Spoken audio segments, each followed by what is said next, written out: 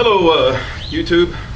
I thought I'd give one more shot at one more video about a topic that's on my mind and I wanted to share, and while there's still light outside. And that is, I want you to, if you get a chance, go to YouTube or Wikipedia and look up the phrase sanction of the victim, right? Sanction of the victim. And let me tell a quick story about what I mean by that. I think you've all heard the story, but I'll tell it again real quick. It has to do with the turtle and the scorpion, right? So if you haven't heard the story, the turtle and the scorpion are on one side of a river, and the turtle's crawling and he's going to like swim across the river, right? Because he can do that very well. Well, the scorpion can't do that, and the scorpion needs to get across the river as well. And the scorpion tries to talk the turtle into, say, "Hey, Mr. Turtle, would you please let me ride on your back while you swim across the river?" And at first the turtle doesn't want to do it, but the scorpion promises up and down, up and down. He gives like all the promises, campaign promises, please, both of us want to get across the river and it wouldn't hurt you. I'm very light. Just please let me swim across with you, sit on your back while you swim across the river. So the turtle gives in and the turtle swims across the river, okay? And when the turtle gets to the other side, what do you think happens? What do you think happens when the turtle finally reaches the other side and the turtle has patiently been sitting on the back of the turtle? Well, I think you can probably guess what happens. The scorpion stings the ever-living crap out of the turtle and fills him full of poison, and the turtle's gonna die basically. And the turtle's in shock. He said, "Wow, I did you a favor. I got you across the river, and you filled me full of poison, and I'm on my dying. I'm dying, and why did you do that to me?" And the scorpion, okay, looked the turtle in the eye, and then he said, "You don't understand. Stinging is my nature," right? It's like the scorpion, he stings, right? That's what he does. It's built into his, it's built into his nature. That's exactly what these, I don't want to use a cuss word. That's exactly what these people in Washington do. They lie. They'll promise you anything. They'll tell you they're going to, do all this stuff on campaign promises.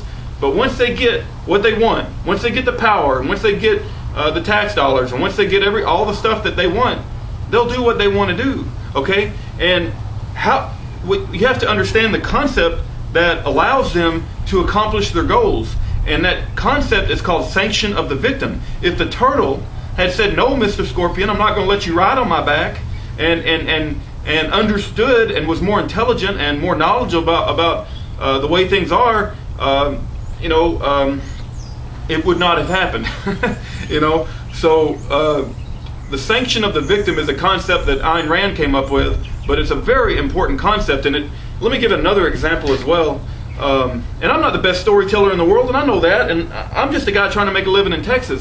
I don't have any special insight into world affairs. I don't have any special insight into government ongoings. I'm just a regular guy who sees all the crap going on, and I want to add my voice to others that are also seeing all this crap. And I'm inspired by people on YouTube, and I want to do my part. I've taken off. I've requested off on April the 15th, and I don't know if I can make it down to Austin. That's a pretty long drive from Dallas, but I might try to. I think there's a Dallas protest for April 15th as well, and I plan on making it to that. And I might make myself up some abolish the Federal Reserve signs, and I'll probably take my camera if I get my battery to working. And I might, hopefully get some scenes of that protest. But I'm gonna, heck yeah, man! April the 15th. I heard there's gonna be like a tax day protest all around the country. Heck yeah, man! I'm absolutely gonna participate in that. But getting back to sanction of the victim, you have to understand.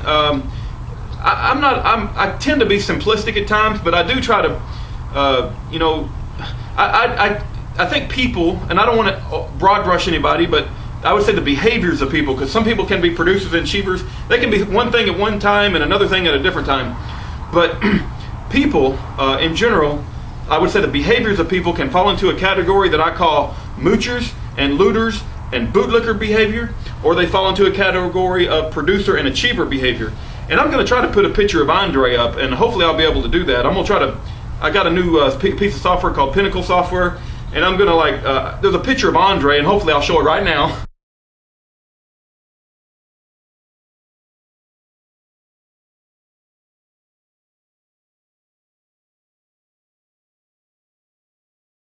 Okay, there's Andre. So hopefully you got a good look at Andre.